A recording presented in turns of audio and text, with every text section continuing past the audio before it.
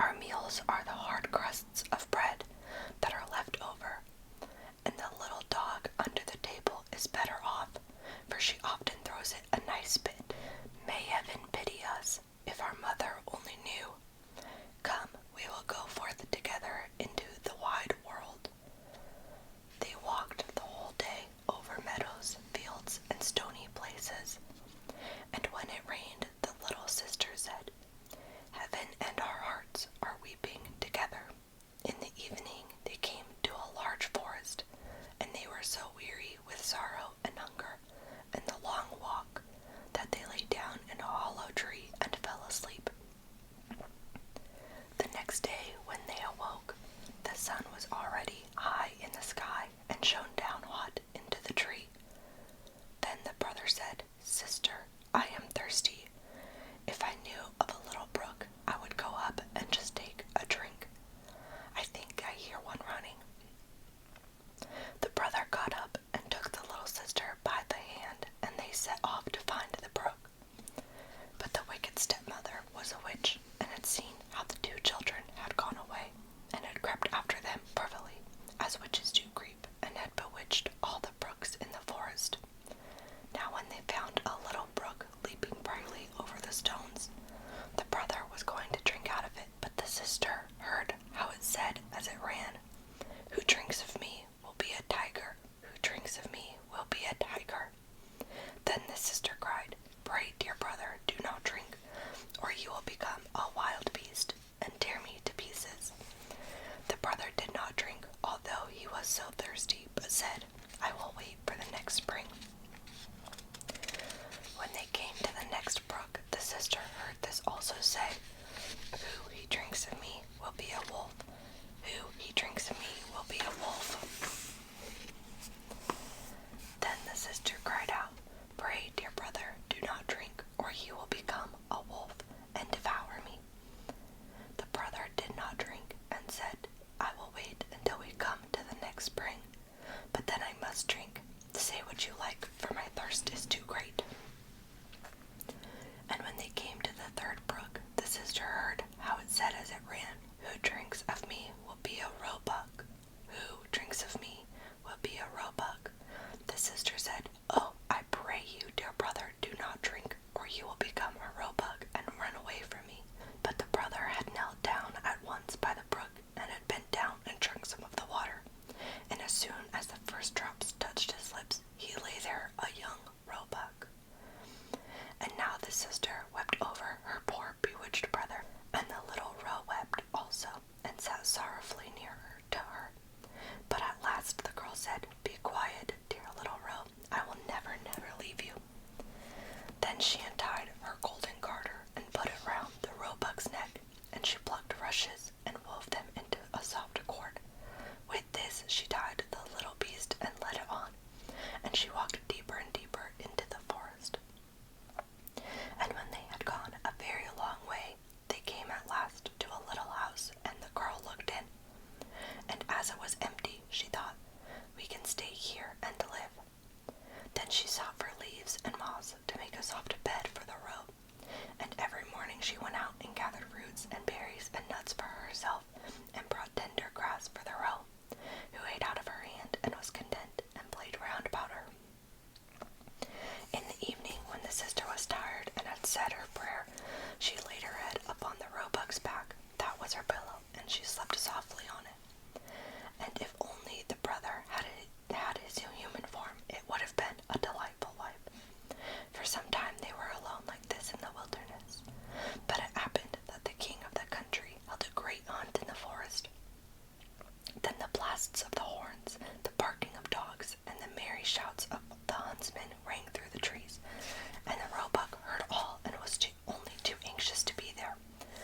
Oh, said he to his sister, let me be off to the hunt. I cannot bear it any longer.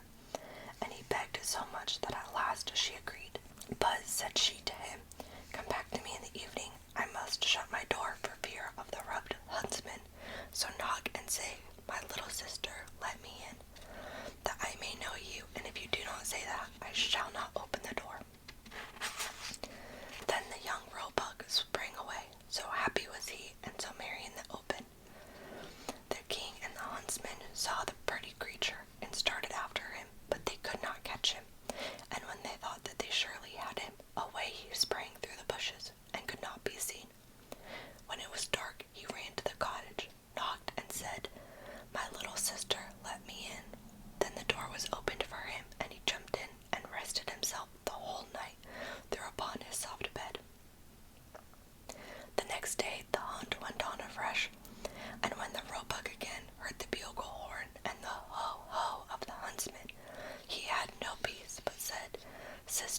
let me out. I must be off." His sister opened the door for him and said, "But you must be here again in the evening and say your password." When the king and his huntsmen again saw the young roebuck with the golden collar, they all chased him, but he was too quick and nimble for them. This went on for the whole day, but at last by the evening the huntsmen had surrounded him, and one of them wounded him a little in the foot, so that he limped and ran slowly. Then a hunter crept after him to the cottage and heard how he said, "My little sister, let me in," and saw that the door was opened for him and was shut again at once. The huntsman took notice of it all and went to the king and told him what he had seen and heard. Then the king said, "Tomorrow we will hunt once more." The little sister, however, was dreadfully frightened when she saw that her fawn was hurt. She washed the blood off him, laid herbs on the wound, and said, "Go to your bed, dear Roe, that you may get well." But the wound was so slight that the roebuck next morning did not feel it any more, and when he again heard the sport outside, he said, "I cannot bear it. I must be there. They shall not find it so easy to catch me." The sister cried and said, "This time they will kill you, and here am I alone in the forest, and forsaken by all the world. I will not let you out." "Then you will have me die of grief," answered the roe. "When I hear the bugle horns, I feel as if I must jump out of my skin." Then the sister could not do otherwise, but opened the door for him with a heavy heart, and the roebuck, full of health and joy, bounded into the forest. When the king saw him, he said to his huntsmen, "Now chase him all day long till nightfall, but take care that no one does him any harm." As soon as the sun had set, the king said to the huntsman, "Now come and show me the cottage in the wood." And when he was at the door, he knocked and called out, "Dear little sister, let me in." Then the door opened, and the king walked in, and there stood a maiden more lovely than any he had ever seen. The maiden was frightened when she saw not her little roe, but a man come in who wore a golden crown upon his head. But the king looked kindly at her, stretched out his hand, and said, "Will you go with me to my palace and be my dear wife?" "Yes, indeed," answered the maiden, "but the little roe must go with me. I cannot leave him." The king said, "It shall stay with you as long as you live, and shall want nothing." Just then he came running in, and the sister again tied him with the cord of rushes, took it in her own hand, and went away with the king from the cottage. The king took the lovely maiden upon his horse, and carried her to his palace, where the wedding was held with great pomp. She was now the queen, and they lived for a long time happily together. The roebuck was tended and cherished, and ran about in the palace garden. But the wicked stepmother, because of whom the children had gone out into the world, thought all the time that the sister had been torn to pieces by the wild beasts in the wood, and that the brother had been shot for a roebuck by the huntsman. Now when she heard that they were so happy and so well off, envy and hatred rose in her heart and left her no peace, and she thought of nothing but how she could bring them again to misfortune. Her own daughter, who was ugly as night, had only one eye, grumbled at her and said, "A queen, that ought to have been my luck." "Only be quiet," answered the old woman, and comforted her by saying, "When the time comes, I shall be ready." As time went on, the queen had a pretty little boy, and it happened that the king was out hunting, so the old witch took the form of the chambermaid, went into the room where the queen lay, and said to her, "Come, the bath is ready. It will do you good and give you fresh strength. Make haste before it gets cold." The daughter also was close by, so they carried the weakly queen into the bathroom and put her into the bath. Then they shut the door and ran away. But in the bathroom they had made a fire of such deadly heat that the beautiful young queen was soon suffocated. When this was done, the old woman took her daughter, put a nightcap on her head, and laid her in bed in place of the queen. She gave her to the shape and the look of the queen, only she could not make good the lost eye. But in order that the king might not see it, she was to lie on the side on which she had no eye. In the evening, when he came home and heard that he had a son, he was heartily glad, and was going to the bed of his dear wife to see how she was. But the old woman quickly called out, "For your life,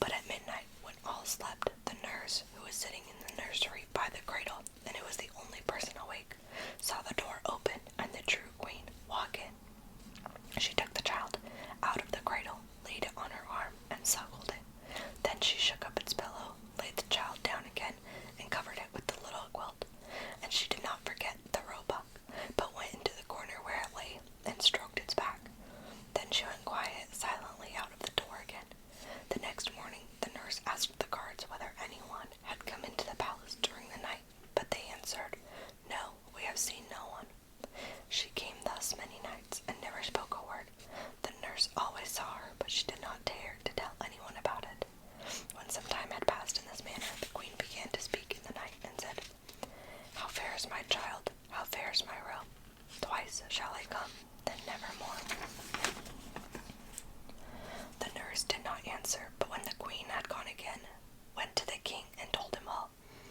The king said, "Ah, heavens, what is this? Tomorrow night I will watch by the child." In the evening he went into the nursery, and at midnight the queen again appeared and said, "How fares my child? How fares my roe? Once will I come, then nevermore."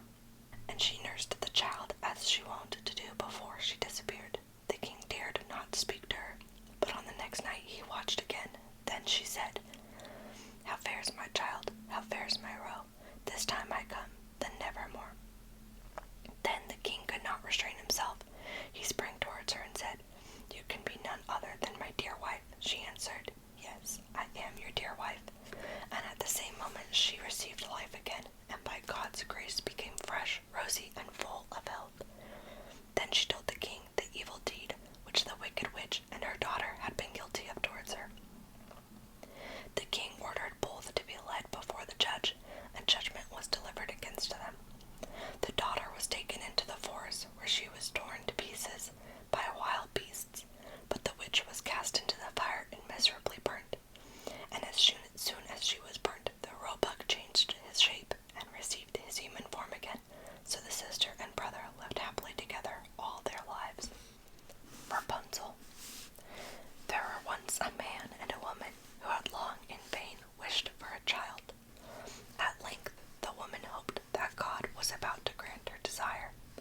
These people had a little window at the back of their house from which a splendid garden could be seen, which was full of the most beautiful flowers and herbs.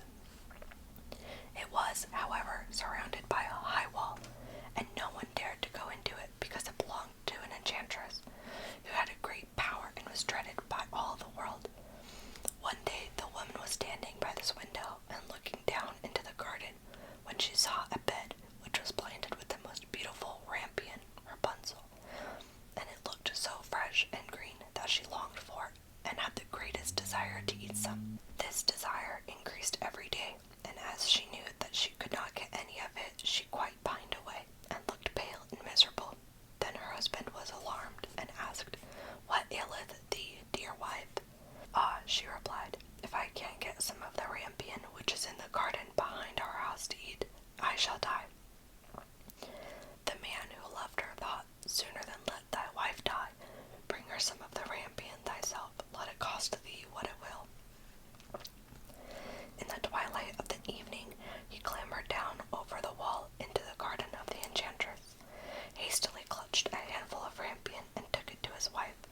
She at once made herself a salad of it and ate it with much relish.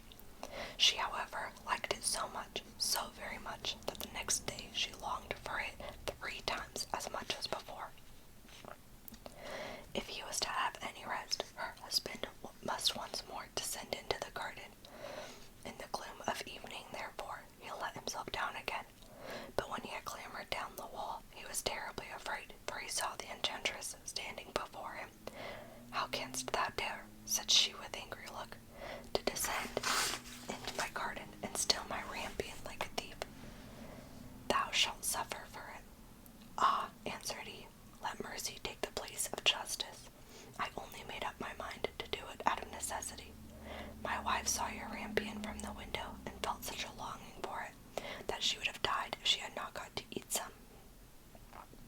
Then the enchantress allowed her anger to be softened and said to him, "If the case be as thou sayest, I will allow thee to take away with thee as much rampion as thou wilt, only I make one condition.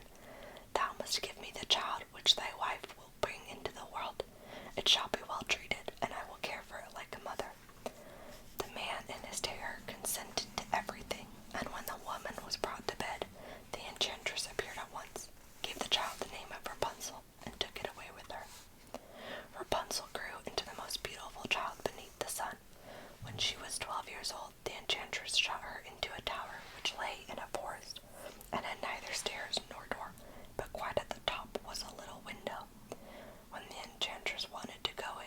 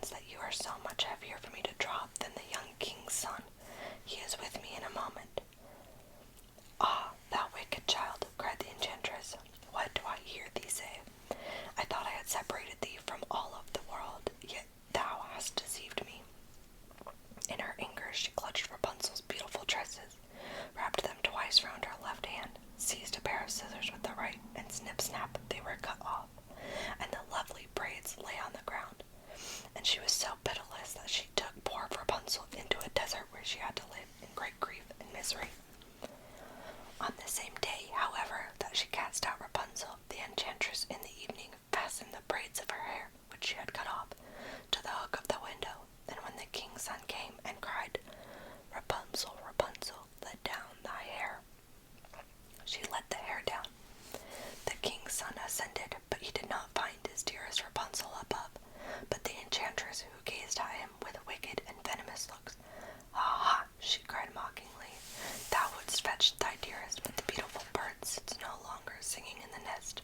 The cat has got it, and will scratch out thy eyes as well. Rapunzel is lost to thee, thou wilt never see her more."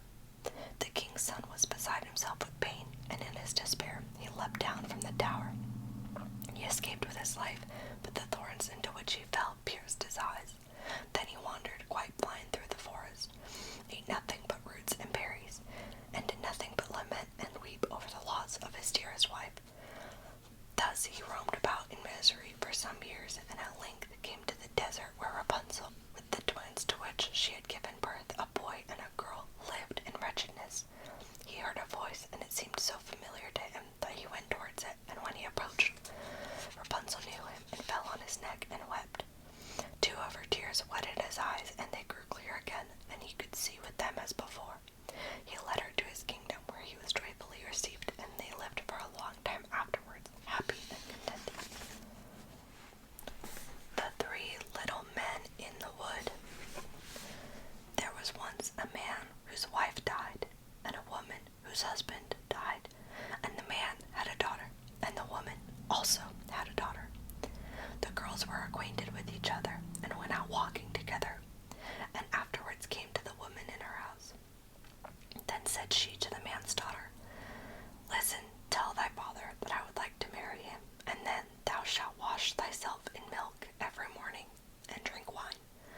But my own daughter shall wash herself in water and drink water." The girl went home and told her father what the woman had said. The man said, "What shall I do? Marriage is a joy and also a torment." At length, as he could come to no decision, he pulled off his boot and said, "Take this boot, it has a hole in the sole of it. Go with it up to the loft, hang it on the big nail, and then pour water into it. If it hold the water, then I will again take a wife, but if it run through, I will not."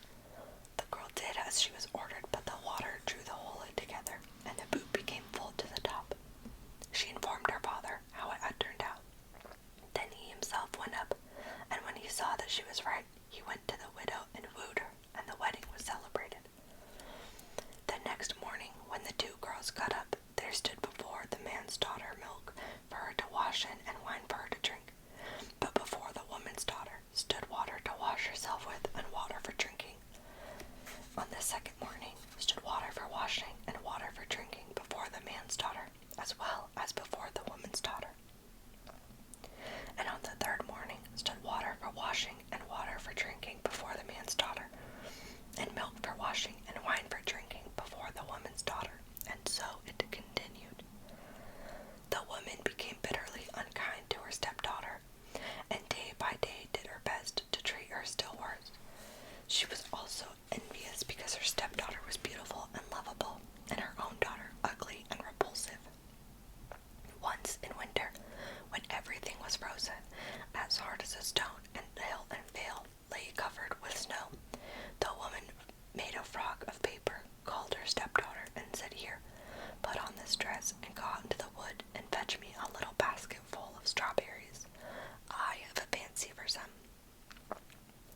"Good heavens," said the girl, "no strawberries grow in winter. The ground is frozen, and besides the snow has covered everything. And why am I to go into this paper frock?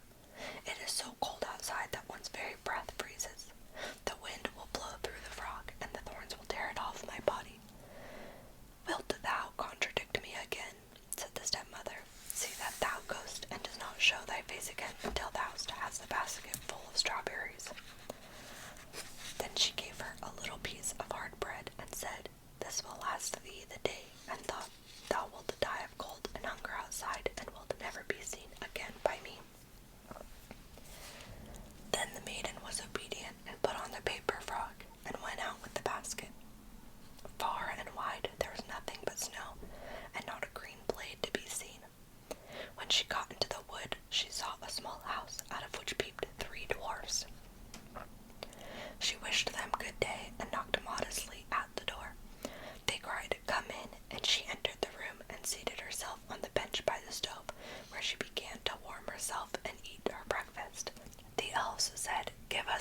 some of it.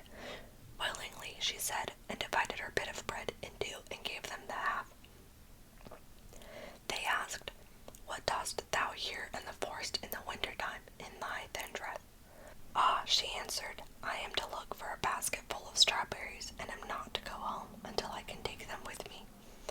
When she had eaten her bread, they gave her a broom and said, "Sweep away the snow at the back door with it." But when she was outside, the three little men said to each other, "What shall we give her, as she is so good and has shared her bread with us?" Then said the first, "My gift is that she shall every day grow more beautiful." The second said, "My gift is that gold pieces shall fall out of her mouth every time she speaks." The third said, "My gift is that a king shall come and take her to wife." The girl, however, did as the little men had bidden her, swept away the snow behind the little house with the broom. And what did she find but real ripe strawberries, which came up quite dark red out of the snow? In her joy, she hastily gathered her basket full, thanked the little men, shook hands with each of them, and ran home to take her stepmother what she had longed for so much. When she went in and said good evening, a piece of gold at once fell from her mouth. Thereupon she related what had happened to her in the wood. But with every word she spoke, gold pieces fell from her mouth, until very soon the whole room was covered with them.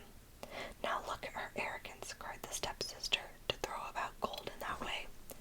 But she was secretly envious of it, wanted to go into the forest also to seek strawberries. The mother said, "No, my dear little daughter, it is too cold. Thou mightest die of cold." However, as her daughter let her have no peace, the mother at last yielded, made her a magnificent dress of fur, which she obliged to put on, and gave her bread and butter and cake with her.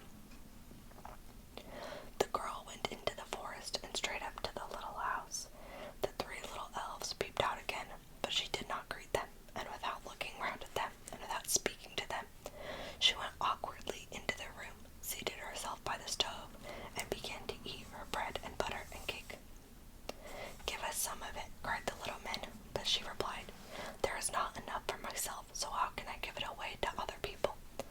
When she had done eating, they said, "There is a broom for thee. Sweep all clean for us outside by the back door." "Humph! Sweep for yourselves," she answered. "I am not your servant." When she saw that they were not going to give her anything, she went out by the door.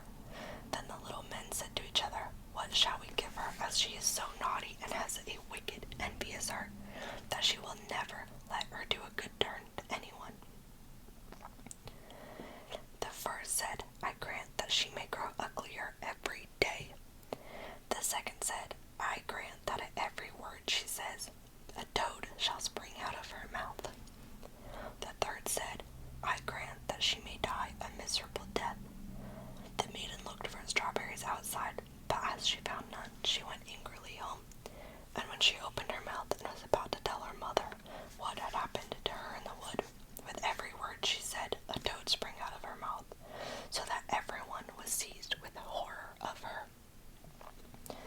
Then the stepmother was still more enraged, and thought of nothing but how to do every possible injury to the man's daughter, whose beauty, however, grew daily greater. At length she took a cauldron, set it on the fire, and boiled yarn in it.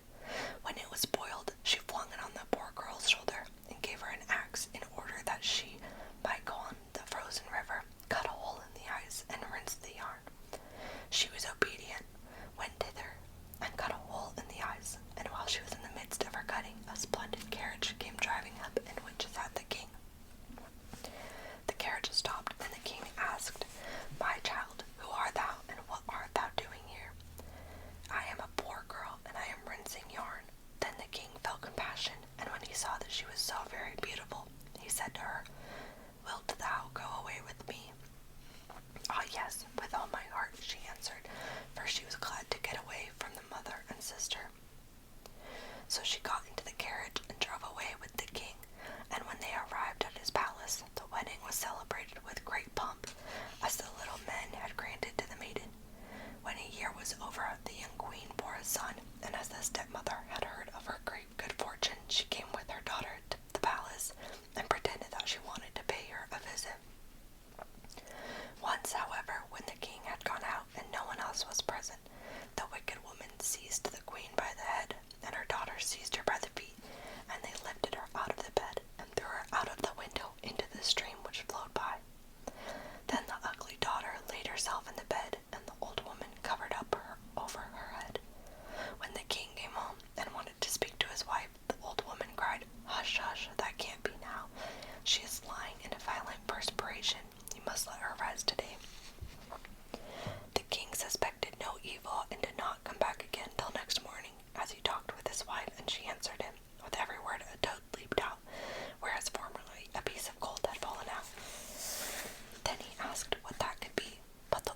said that she had got that from the violent perspiration and would soon lose it again.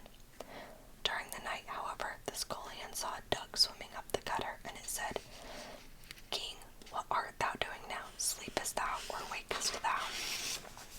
And as he returned to no answer, it said, And my guests, what may they do? The scullion said, They are sleeping soundly too.